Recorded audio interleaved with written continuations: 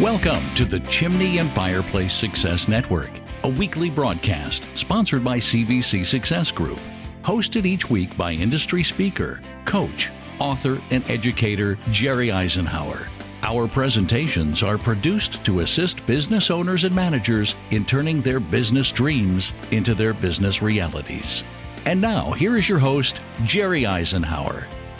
And I want to thank you for joining us once again here on the Chimney and Fireplace Success Network. This is sponsored every episode by CVC Success Group.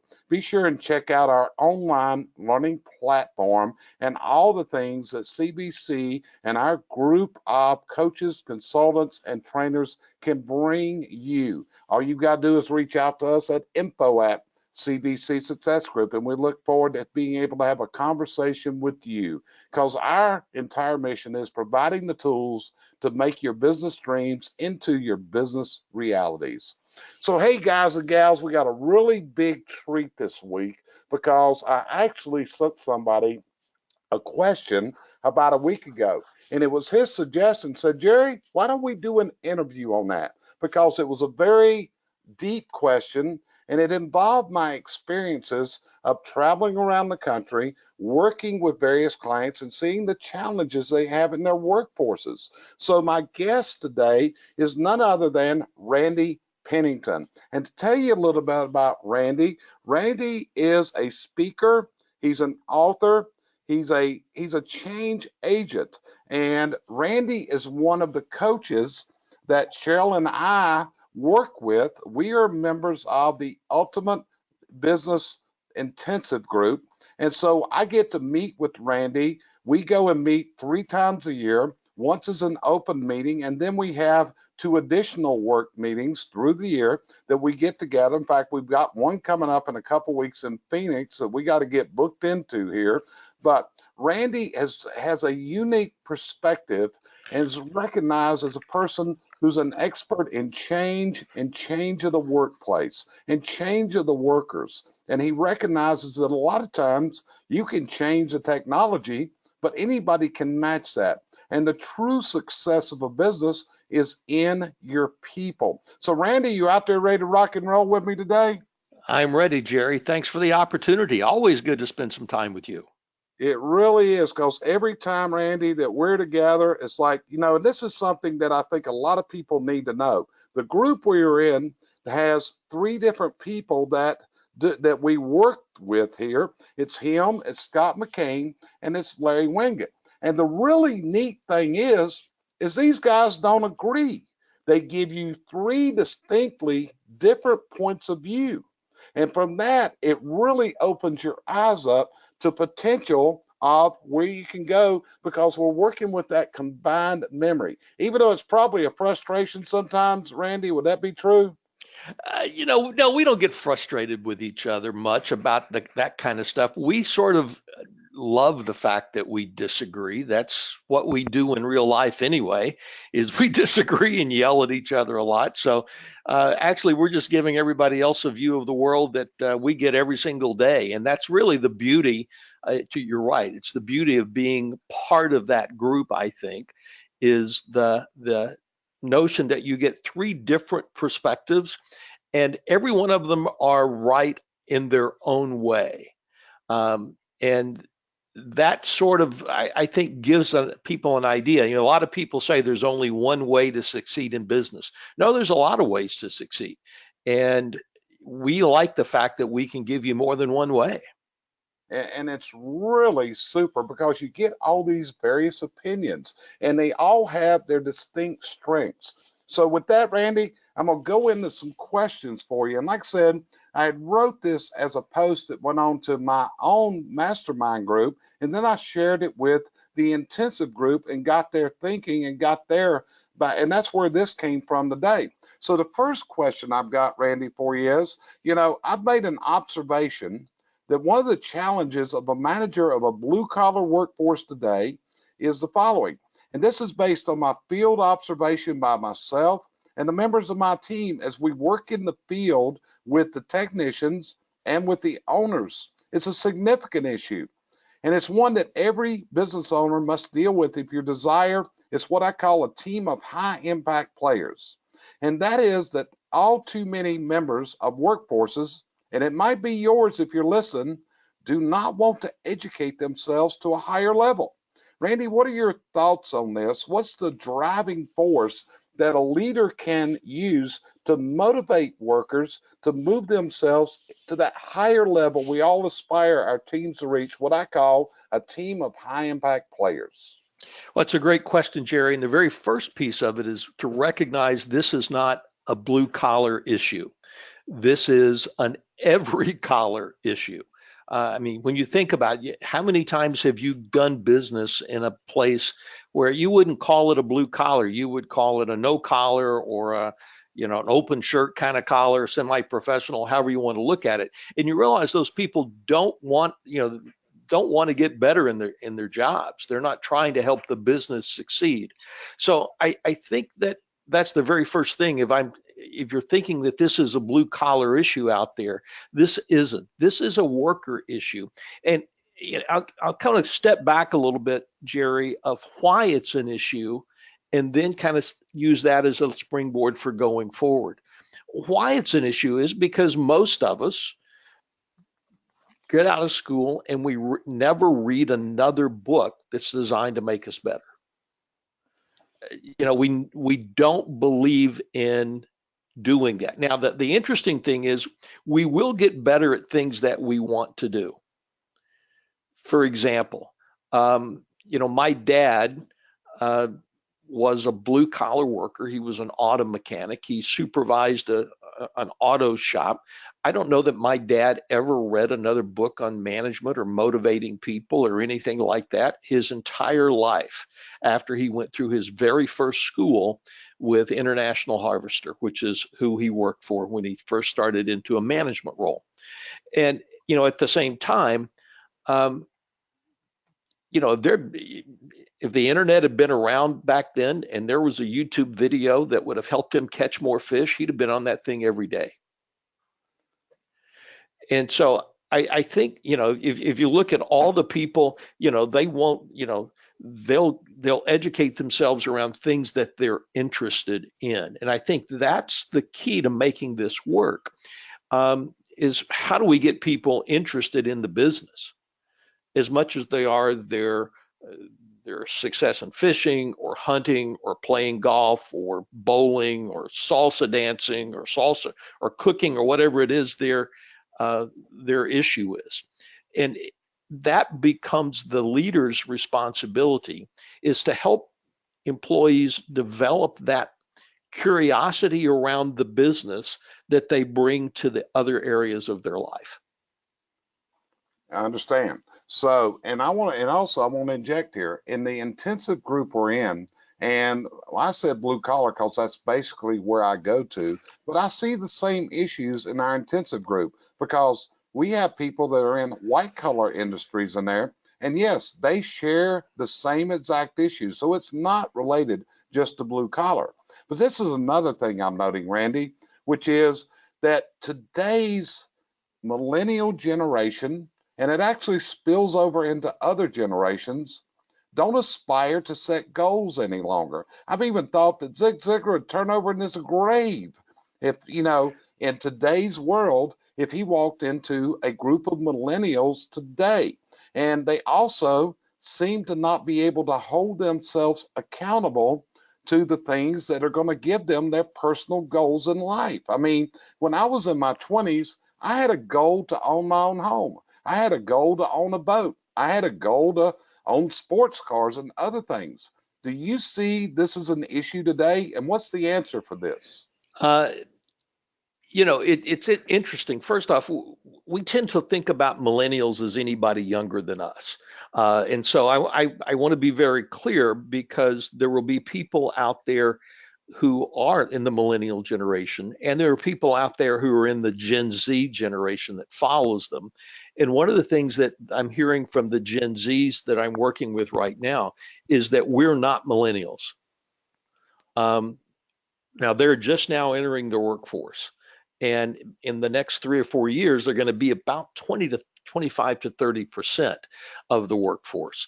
But they are very clear that they are not millennials. They are more practical. They tend to think about how they get things done. So I think you're going to see some change coming in the next few years. The other thing that it's really important to notice is, or to know, is that millennials are not, they're not anti-goals. They just have different goals. Uh, and their goals typically are coming around. I mean, everybody said for years that millennials weren't buying houses. Well, now millennials are buying houses. So they're coming at things a little later in life um, than you and I did. So when you thought about at what age were you an adult, Jerry, you probably said 18. And when I Um, was 18, I had children. Yes, right. I was an adult. Yes. Yeah. And so, now um, the age of getting married has increased dramatically since then. Now it's around 26 or 27 is the average age.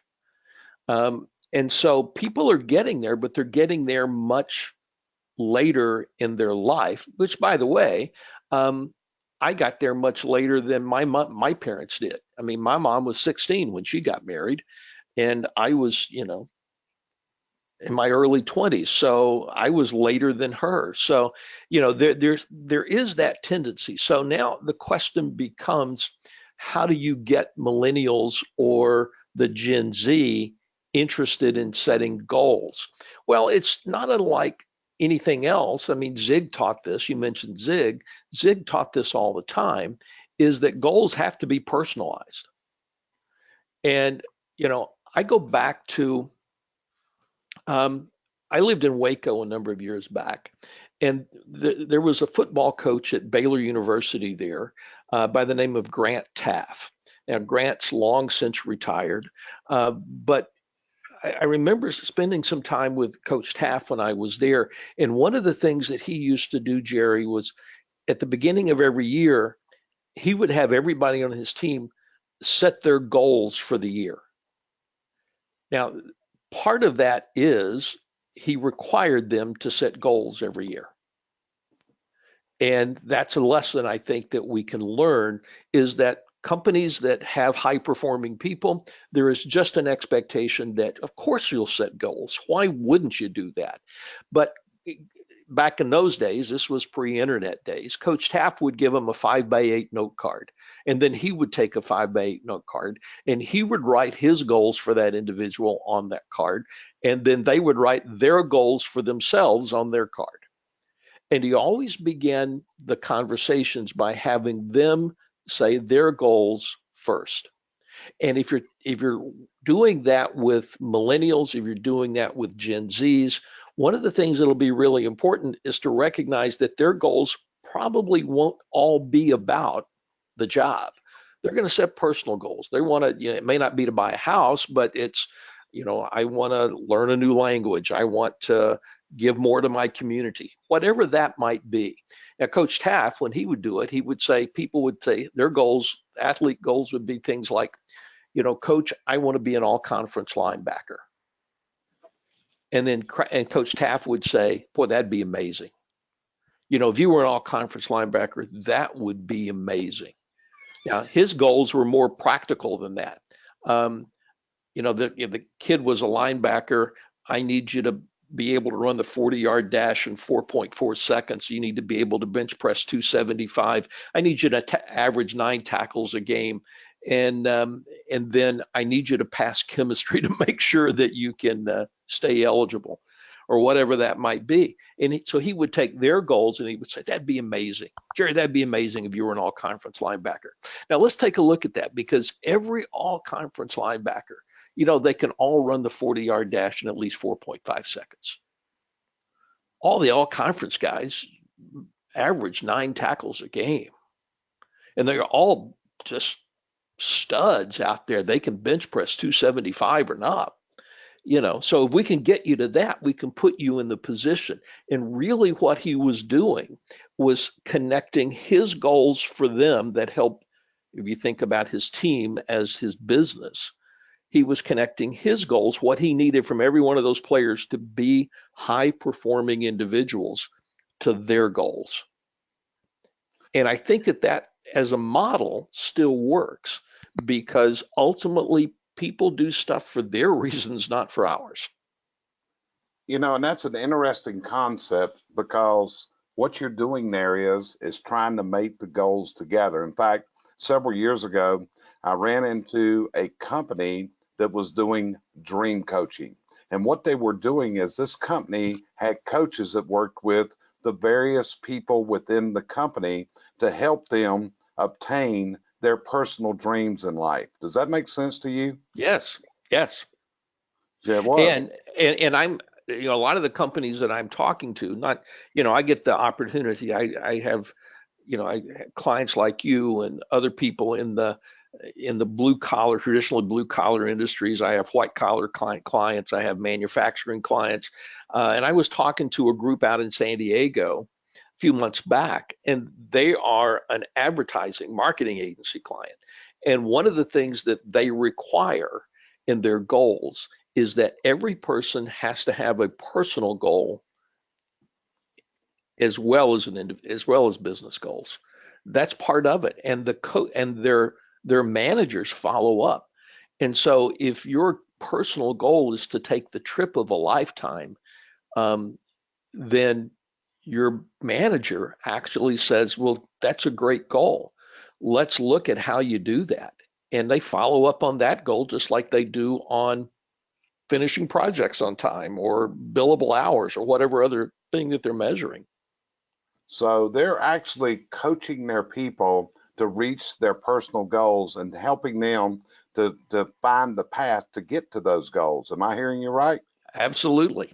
And so, in fact, the owner told me a great story. He said, one of his employees said, "I've always, one of my goals, and I've always wanted to go to Australia on vacation and spend time. I've always wanted to spend a month in Australia." And the manager said, "I think that's a great goal. Let's figure out how you get there."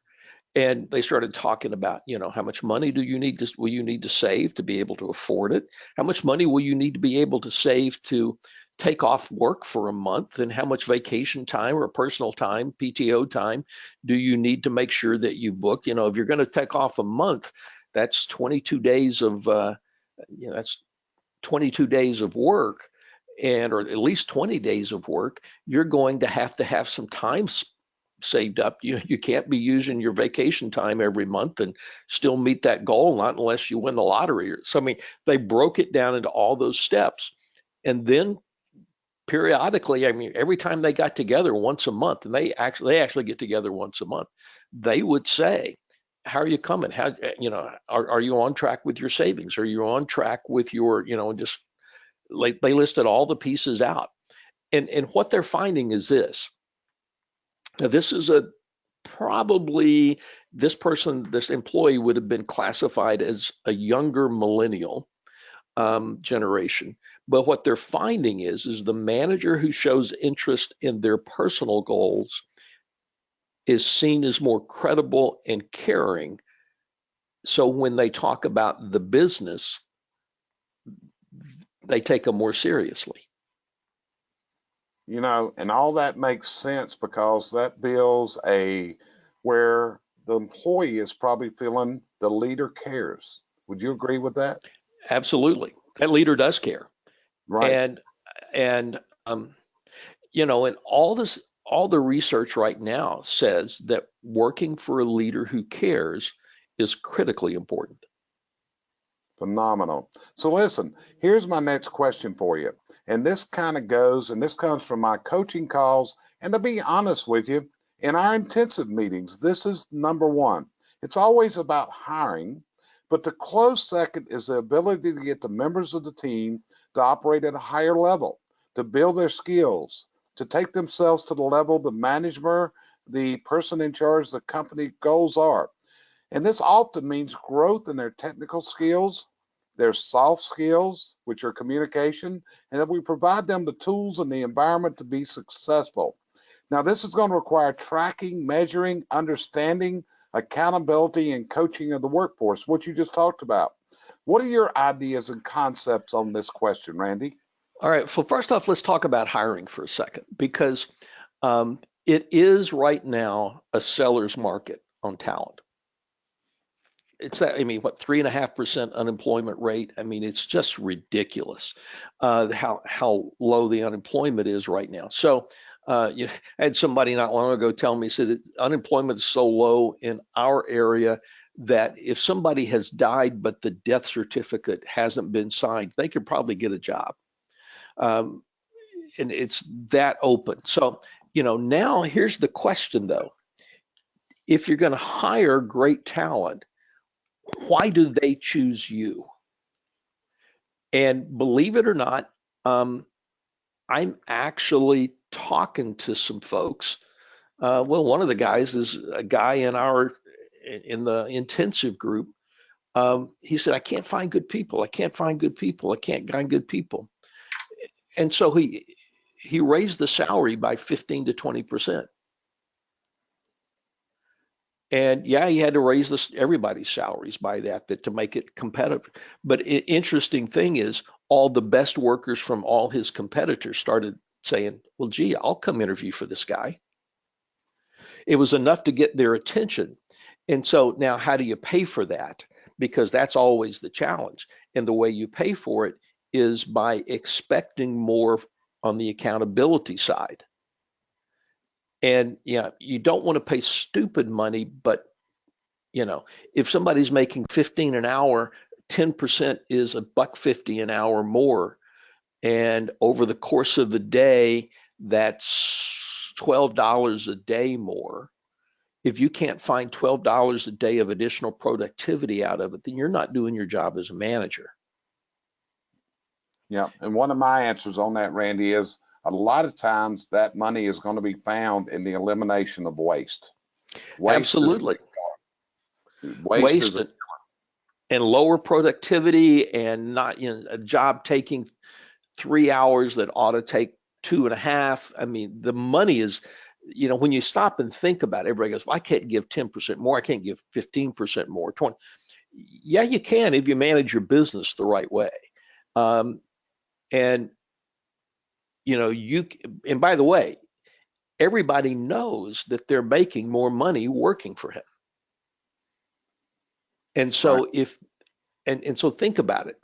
If you knew that that you're making 20% more or 15% more than you could anywhere else, are you more likely to work harder or less hard? Right. Yeah. And so you can make that money back. But that's now the real question though that you had, and I realized that was only a piece of it, but I just had to jump in on it. Is how do you get people to grow? I think one of the first things that you do is, if you're the leader, what are you doing to grow? I got to spend some time several years ago before he passed away with Ross Perot, the founder of EDS and Perot Systems. And some of us are old enough to remember when he ran for president. But one of the things that Mr. Perot told me in a conversation, he said, leaders eat last, but they go first. And what he was really saying is that you put the employees last when it comes to, you always take care of your team. He said, but you go first. In other words, you set the example. And he also told me, he said, nobody wants to be managed into battle. They want to be led. And so the very first thing is, if you want your employees to get better, what are you doing to get better? What's your personal development plan? What kind of goals are they, people ought to be signing up to say, gee, I need a coach who's going to help me set goals and stretch myself. Now, the second part of that, though, is if you wait until they decide to do it before they set goals to grow, chances are nothing's going to happen. You're going to have to create that expectation. If Jerry, if Larry and Scott were here right now, they would groan when I'm about to tell a Sewell automotive story. But one of the things that Carl Sewell does at Sewell that I've always appreciated is he requires every employee to get 40 hours of continuing growing education every single year. And it's a requirement. Just like everything else, you got to get 40 hours in during the year. And guess what? I'm sure the first time they go, there's some people that go, yeah, I don't really want to do that. I'm doing it only because I have to. But then they start getting better at their job. Then they start realizing that opens the door to make more money. Then if you're an auto technician, you begin to realize that gives me an extra certification, which is going to get me a little extra pay. That means I'm going to, and then that gets reinforced by the manager. And soon that imposed discipline of having to go to class becomes the self-discipline of wanting to continue to grow. Got you covered. So what I heard you say a while ago is the classic advice of lead by example. First, you got to do that. Right. If you're not leading and you're not setting the example, you're setting a course for failure. Would you agree with that? Yeah, or at least mediocrity, which that's really that's the first step on the road to failure, probably. Right. You're leading to disappointment, mediocrity, and never getting and a life of firefighting and chaos. That's what you're leading to. So let me ask you this is another one, and this is actually a big one for me, Randy. And today we're seeing a personality trait that seems to inflict many in today's world called anxiety. And the anxiety causes many to simply not be able to deal with issues. I see this even when I proctor certification tests today for industry certifications. And one of the things that I always try to do, because I have people come to my office and I'll actually proctor it sitting right there in my office, and I'll proctor that to them. And one of the first things I try to do is get them to calm down. Because the anxiety just blocks your ability to think. It's just like your mind doesn't work good. Is this from living in today's world, Randy? Is it common in today's world that testing must change from what we've traditionally done to meet the needs of the worker of today? I think it's always been around. Now, everything that I read is that it's getting worse. So let's talk about the fact that it was always around. Just out of curiosity, Jerry, did you ever know a kid in high school that just didn't do well on tests? That was me. Yeah. I hated those tests. Right. Now, it wasn't that you didn't know the information. It was that you weren't good on tests. I mentioned my dad. My dad could rebuild a carburetor with his eyes closed, just like in the military, you see these guys completely take apart and put together a rifle with their eyes closed. My dad could basically do a carburetor that way. At the same time, he was lousy at written tests. So there have always been those people who've done that. And interestingly enough, if you go back to the education world, they looked at those students and said, well, you're not a college track kid, you're a trade track kid. And so those kids got funneled into, shop and distributive education and auto mechanics and those kinds of things, welding and those things, because they were figuring, well, you're good with your hands. And so there's always been that. And I think part of the answer is, as an industry, blue collar industries have to realize that they may be getting kids still who are really smart students, really smart individuals, but lousy test takers. And so the first question I would ask for the industry is the industry setting people up to fail by taking people who traditionally don't do well on written tests and then say, oh, by the way, take a written test? Now, if you're going to do that, there are some things that you can do, and people can learn to minimize that anxiety. Um, I mean, so there are some skills you can learn to do to help people that they can use to do that themselves. But yeah, I mean, I think it's always been there. Kids today are tested much earlier than they've ever tested before. I mean, they get tested in the state education test as early, usually, as the third grade. Um, in third grade, I was still just trying to figure out, how to get to school in the mornings. And, these kids today in the third grade are being tested on some very uh, critical testing. There's a ton of pressure put on them for that. So everything that I'm hearing is, yes, it's a problem. Um, I think you can minimize it, but the only way to get rid of it is to change the way we test. Got you covered.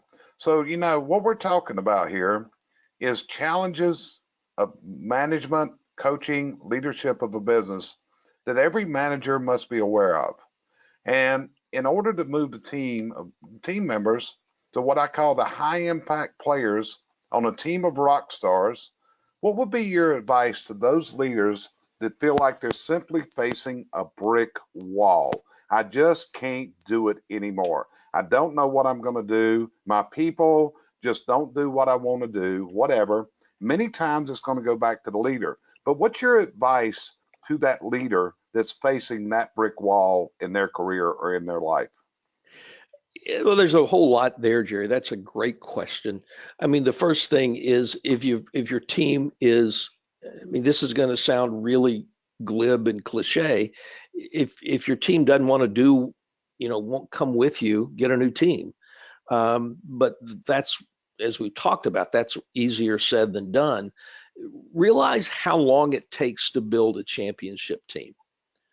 I mean, that's the first thing I would tell you is think about how long it takes to build a championship team.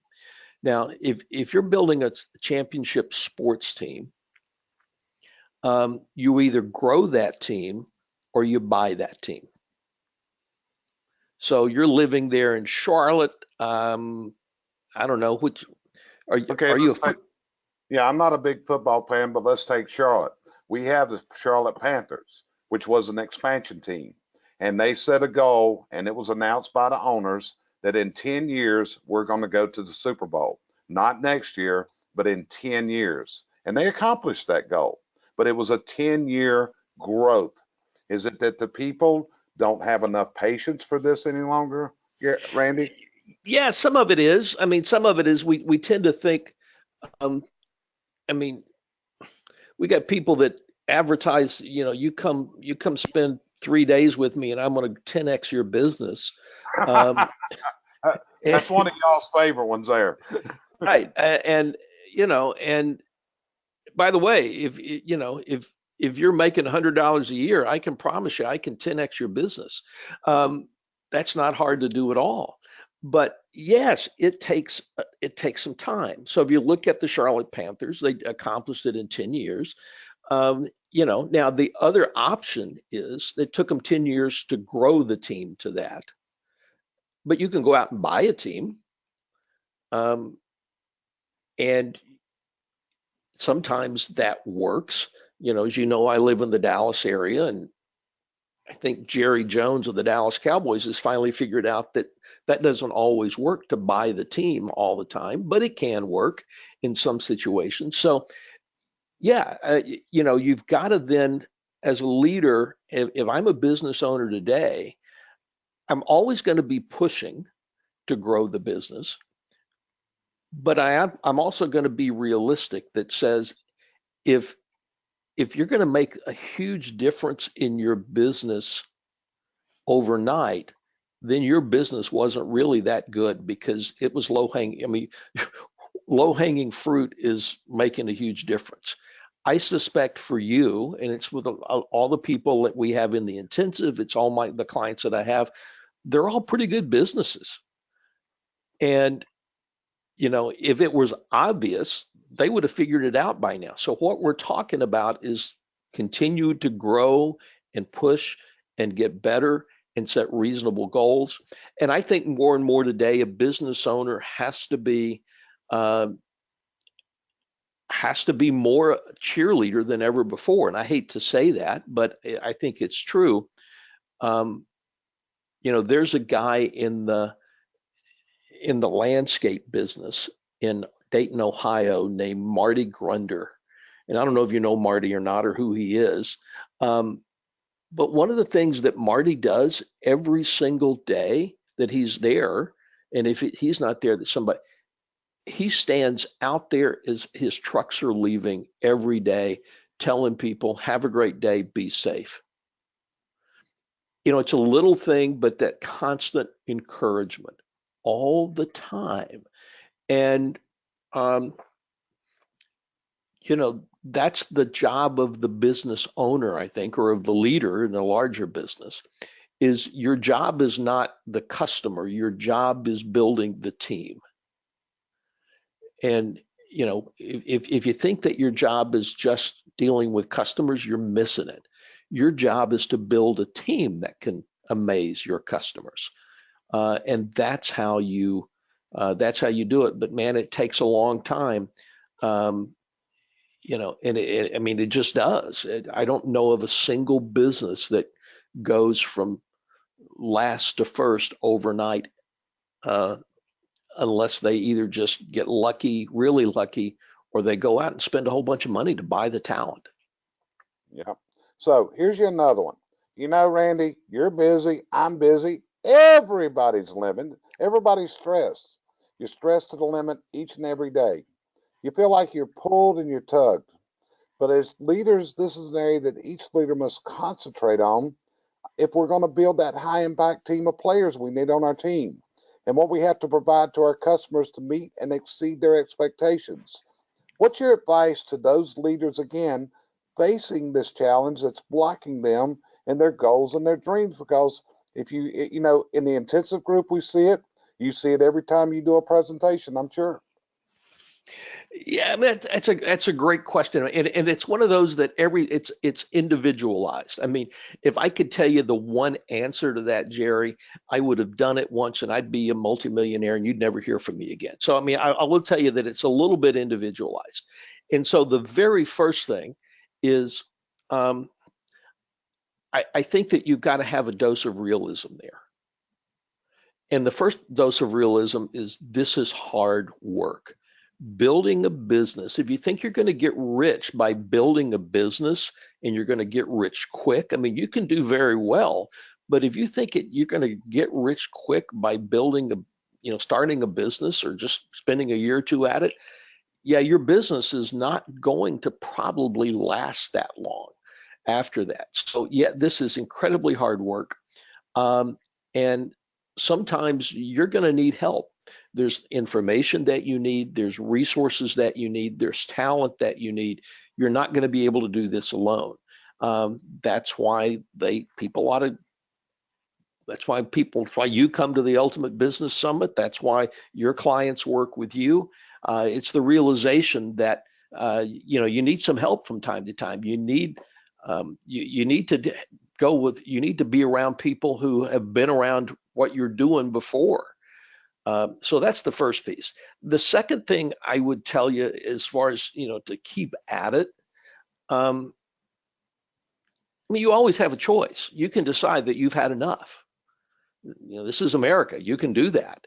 But I think the real key to keeping at it is just to realize that the struggle is the payoff. You have to learn to love the anxiety of it. You have to learn to love the fact that it's always going to eat at you a little bit. I remember, and I hate to use another sports analogy, but I wrote about this one in my book, Results Rule. I remember when the San Antonio Spurs won the NBA national playoffs championship one year. And Tim Duncan who was retired now, but Tim Duncan was sitting up on the stage, and he was being interviewed, and he said, this is going to sound really bad, having just won the NBA championship. But man, we could play a lot better. Um, and that always struck me because, I mean, here's a guy who would, I mean, he's just reached the pinnacle. He'd been named the MVP of the finals, and he was, you know, he's a star, and he was going, yeah, but I'm not satisfied. And I think that's part of what a leader has to decide today is, you know, just you've got to come to grips with the fact that you're never going to be satisfied.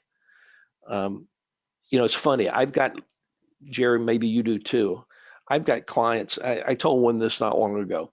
You know, he was talking about how almost this exact same thing. People wouldn't, you know, they're not moving fast enough. They're not getting there quick enough. They're not, you know, and I told him, I said, you know, look, you got to understand, you're that guy that at, you know, on your very last day, you're about to retire. They're having the party. They've made you the cake. They're bringing you the gift, and they're going to give you all this stuff, and you're going to say thank you. And you're going to look at that group and say, one more thing before I'm out of here. I've got this list of 5 things you all need to work on. And if you're that kind of person who is never satisfied, you'll be fine, because this is work that never stops.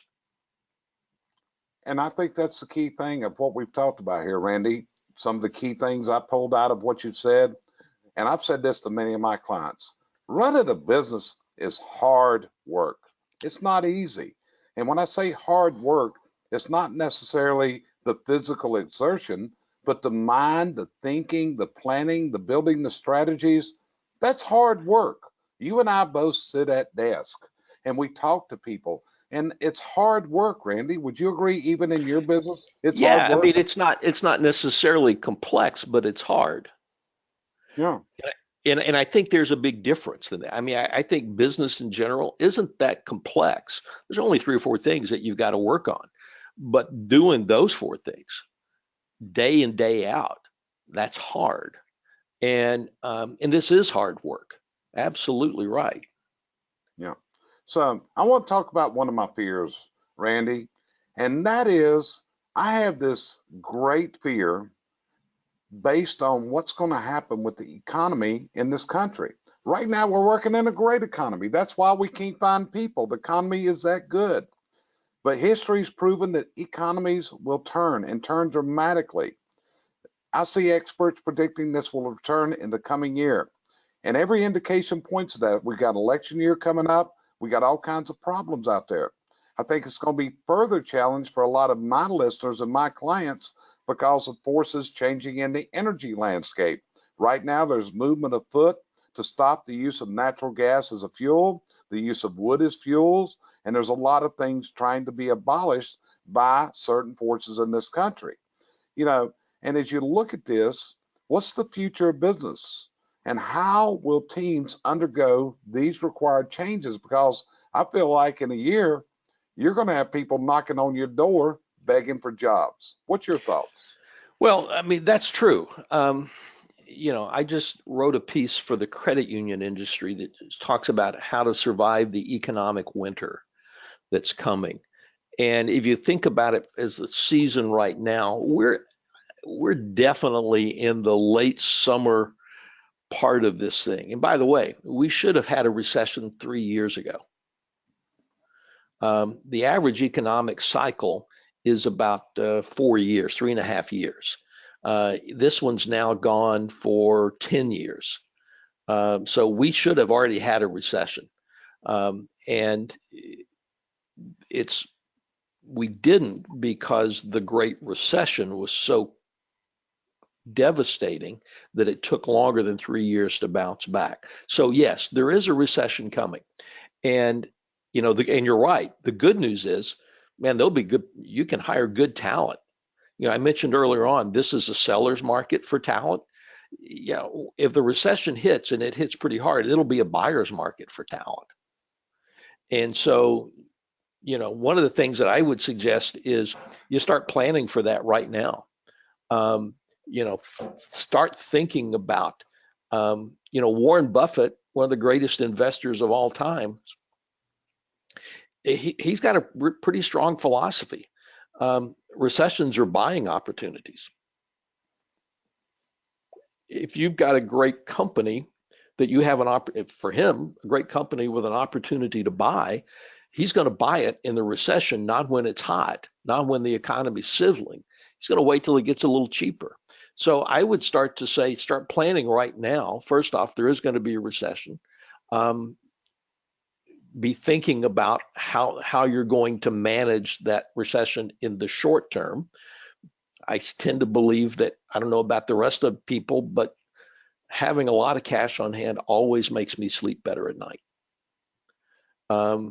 So I would start moving toward, don't quit spending or investing, but I might bump up my cash accrual a little bit right now so I could then capitalize on the next recession. Now, the bigger question that you ask is, what's the future of work? I'm sitting here looking at the title slide for your podcast, Jerry, and it's the Chimney and Fireplace Success Network. Every industry, first off, there's going to be good things and bad things. The good things is you're going to have some automation that's coming along that makes it easier for you to do your job. Right now they're doing, there's some pretty amazing machines out there that will replace people who do brickwork. So if you're a business owner, there's going to be some of that. I think what's going to happen on the fuel piece, natural gas is fuel and wood burning is fuel. I'm not going to say that it couldn't happen, because it can, but I think that is a longer tail out there. So, for example, if I'm going after wood and natural gas from the environment standpoint, boy, there's so many things I'm going to get to before I get to telling somebody you can't have a wood burning fireplace. Yep. But so you're aware, Randy, it is happening in a lot of areas. Yeah, and I know it is, and they're doing that, and but that's the other piece of it. I think it's going to be there are going to be pockets where it's going to happen, but guess what? And this is going to sound really kind of cruel. There are going to be some industries that don't make it in 20 years. Yep. And by the way, that's not new. No, let me inject this, Randy. I live in Concord, North Carolina, which is, at one time, that was the headquarters of textiles. Canna Mills is headquartered right where I live. They had over 20,000 employees in this county at one time. Today, there are none. Right. And, it was bought by a man by the name of David Murdoch. The mill was sold. Everything is gone. They've actually changed the entire town into a completely different. They now have the North Carolina Research Center there. Completely changed. Yeah. And so, the reality is there are going to be some jobs and industries that go away. And we still have phone companies, but we don't have operators anymore. We don't have, you can still probably send a telegraph some places, but nobody does. Even Western Union doesn't do a whole ton of traditional telegraph operator kind of stuff anymore. They wire stuff, but even so, this is going to be, and I do spend a lot of my time thinking about and working on where's the future of work going.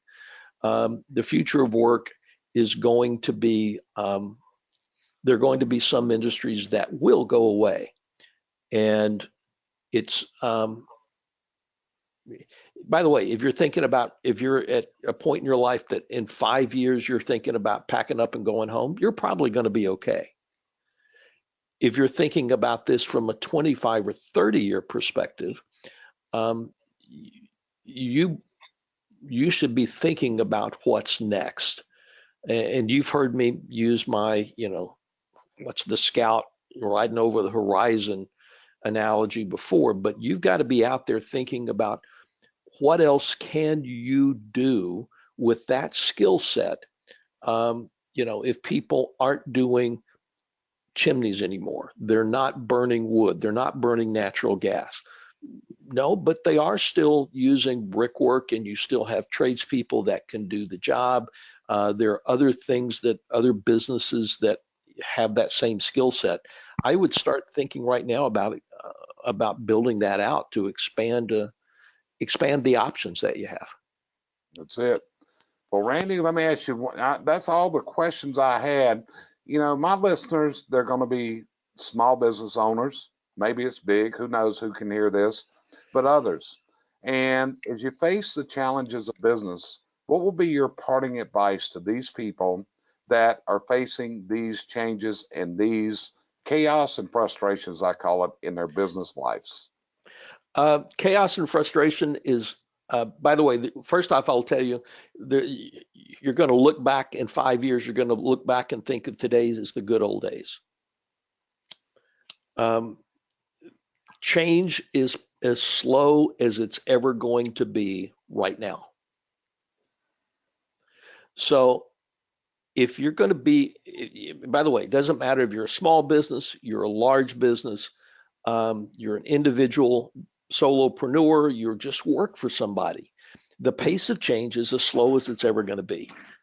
And so you've got to get comfortable with this notion of being curious about what's going on in the future, taking responsibility for what's next, and realizing that that there's very few jobs out there anymore that you've got to guarantee on, very few businesses that you've got to guarantee are going to survive unless you make that happen yourself.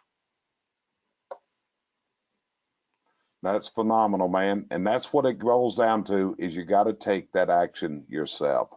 Well, Randy, I really want to appreciate you joining me today. This has been a lot of extremely helpful information that I hope people can put to work. You guys that are listening to Randy, he's written a couple books, Results Rule and Make Change Work. He's been on television. He's been on CNN, Fox News, all kinds of things. His expertise is well recognized. Randy, you were recognized by the National Speakers Association. Are you in their Hall of Fame, or am I incorrect on that? I am, yeah, right. I am. They did induct me into the Speaker Hall of Fame, which it was very nice. Folks like Zig and Art Linkletter and some other folks like that. And then there's a couple of other guys like Larry Wingate and Scott McCain too. But so you can't have everything, I guess. But no, I'm very honored to be in that group. And I'll also mention my third book that's out there, On My Honor I Will. I really believe that right now, leadership and integrity in how leaders perform is a big issue. Ross Perot was nice enough to write the cover quote for that book for me. And by the way, you can find me, I do a ton of blog writing and what have you too, and a lot of it around this exact same topic. Right. And that's one of the things. And here's the thing, Cheryl and I depend heavily on Randy and Scott and Larry. We're in this group. I met Randy a few years ago when I went to my first UBS Insiders meeting, and I just saw so much value there in learning from these guys. And I think the amazing thing is that coaches have coaches, right, Randy? Absolutely. Right. And by the way, if you think of your very favorite sports team, the best player on that team and the worst player on that team all share one thing in common. They both get coached every day. That's it. And this is what I know. And like I said, he deals with high-level corporations. He deals with, Fortune 500 companies and speaks to those. And this is what I admire about Randy and Larry and Scott. I can send one of these guys a personal message. It's like, hey man, I got this question. And you know what I found? They give me the answers. They're there for me and they're there for Cheryl. That's why we subscribe, and they're a tremendous resource for us. So Randy, I want to thank you for being that resource, okay? Well, I appreciate it. And by the way, let me go ahead and, if I can, just do a quick plug. And that Sure. is, there's a Facebook group. It's called the UBS Insider Group. You can check it out there. You can apply. The other thing, Jerry, as you know, is you get twice a month. You get videos from Larry, Scott, and me that are very short on a specific topic. And you get them because you're part of our other group. Everybody else gets them. I think you're going to have to pay, I think, $99 or something like that. It's less than $2 a video or just over $2 a video for 24 videos. And we'd love to have everybody be a part of that if they're interested in learning more. Tell them how to get on the UBS Insider page, which is free, Randy. Tell them how to do that. Yeah, the real easy way to do it is go to Facebook and do a search on Facebook groups, and it's called UBS, the initials UBS Insider. You'll take you there. You'll have to answer like 3 real quick questions, and we do that just to make sure that people aren't coming in to spam the group and what have you. So you'll have to answer those 3 questions, and one of us, it's usually me, that ends up checking that and letting everybody in the group. But if I'm out, Larry or Scott will do it too. But that's really how you do it, and it's a fun group.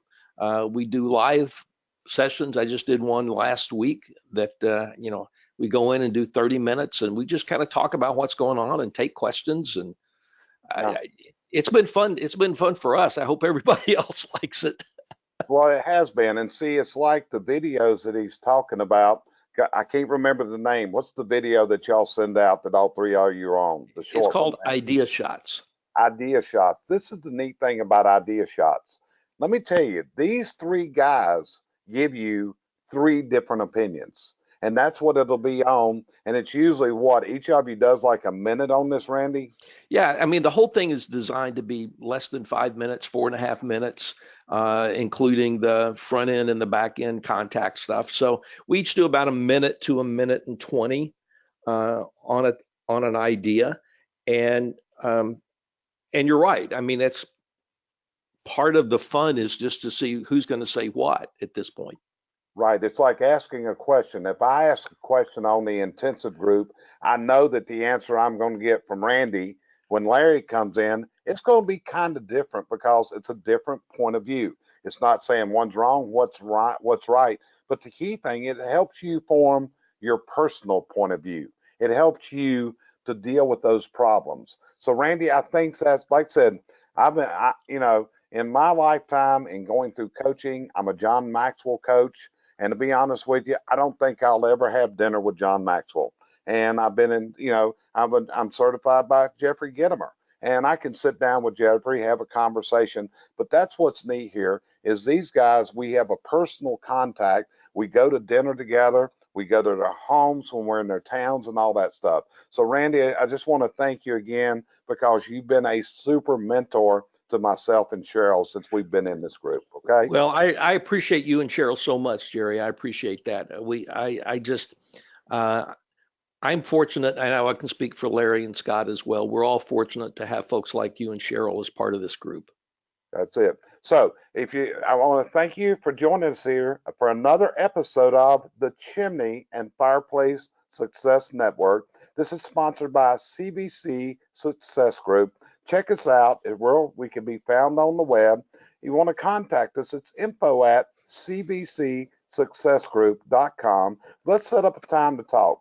Our strategies may just be what you've been looking for to put some of this chaos and frustration behind you. And with that, we're going to end this episode. It's been an honor, it's been a privilege, and it's been a pleasure to have you with us today.